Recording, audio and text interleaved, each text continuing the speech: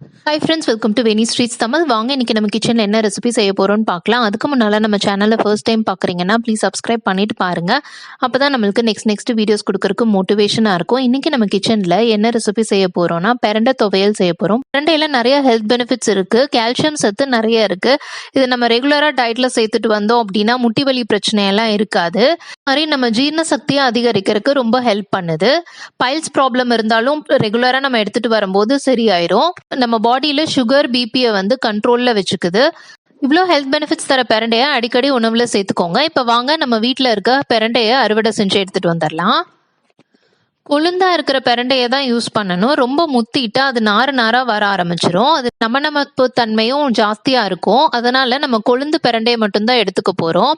பிரண்டைய touch பண்ணா கையை அரிக்கும் சொல்லி நீங்க பயப்பட்டீங்க அப்படின்னா இந்த மாதிரி தேங்காய் எண்ணெயை தடவிக்கோங்க கையில.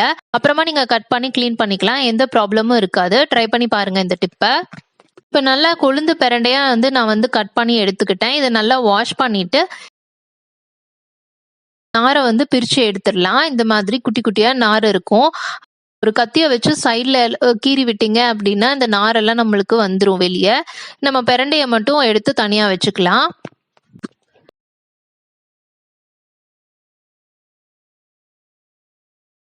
பிரண்டை துவையல் செய்யறதுக்கு தேவையான இன்கிரியன்ஸ் என்னென்னு பார்த்துட்டு வந்துடலாம். நல்லெண்ணெய், புளி, பெருங்காயம், சின்ன வெங்காயம், கருவேப்பிலை, உளுத்தம்பருப்பு, கடலைப்பருப்பு, பிரண்டை, கொஞ்சோண்டு தக்காளி, வரமிளகா, உப்பு, பூண்டு.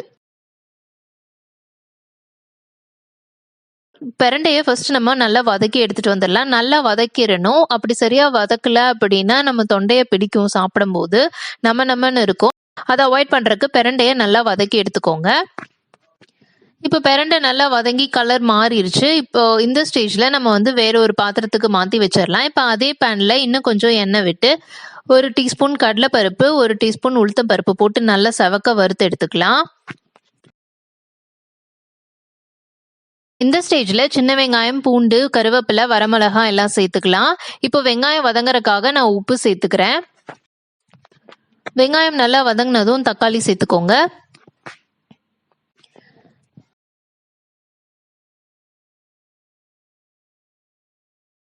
வெங்காயம் தக்காளி நல்லா வதங்கினதும் நம்ம ஆல்ரெடி வதக்கி வச்சிருந்த பிரண்டைய சேர்த்திக்கலாம்.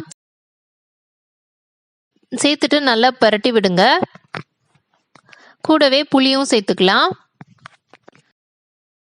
அவ்வளவுதான், எல்லாமே நல்லா வதங்கிருச்சு. நம்ம இப்ப அடுப்பை ஆஃப் பண்ணிட்டு இதை நம்ம நல்லா ஆற வச்சிடலாம். ஆறுனதும் மிக்சி ஜார்ல சேர்த்துட்டு தேவைக்கேற்ப உப்பு சேர்த்துக்கோங்க.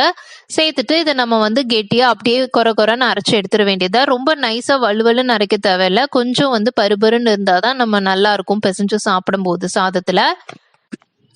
துவையல் ரெடி ஆயிடுச்சு. இதுக்கு ஒரு தாளிப்பு செஞ்சிடலாம். 1 டீஸ்பூன் எண்ணெய் விட்டு கடுகு, பெருங்காயம், கருவேப்பிலை தாளிச்சுட்டு நம்ம அரைச்சு வச்ச தொகையிலையும் சேர்த்து ஒரு பெரட்டி அடுப்பை ஆஃப் பண்ணிட வேண்டியதுதான். சூப்பரான பிரண்டை துவையல் ரெடி. சுட சுட சாதத்துல கொஞ்சம் நெய் விட்டு இந்த துவையல சேர்த்து சாப்பிடும்போது அவ்வளோ சூப்பரா இருக்கும். ட்ரை பண்ணி பாருங்க. ரொம்ப ஹெல்த்தியான ரெசிபி. இந்த வீடியோ பிடிச்சிருந்தா லைக் பண்ணுங்க, ஷேர் பண்ணுங்க, சப்ஸ்கிரைப் பண்ணுங்க. நாளைக்கு வேறொரு இன்ட்ரெஸ்டிங்கான வீடியோட பாக்குறேன். பாய்.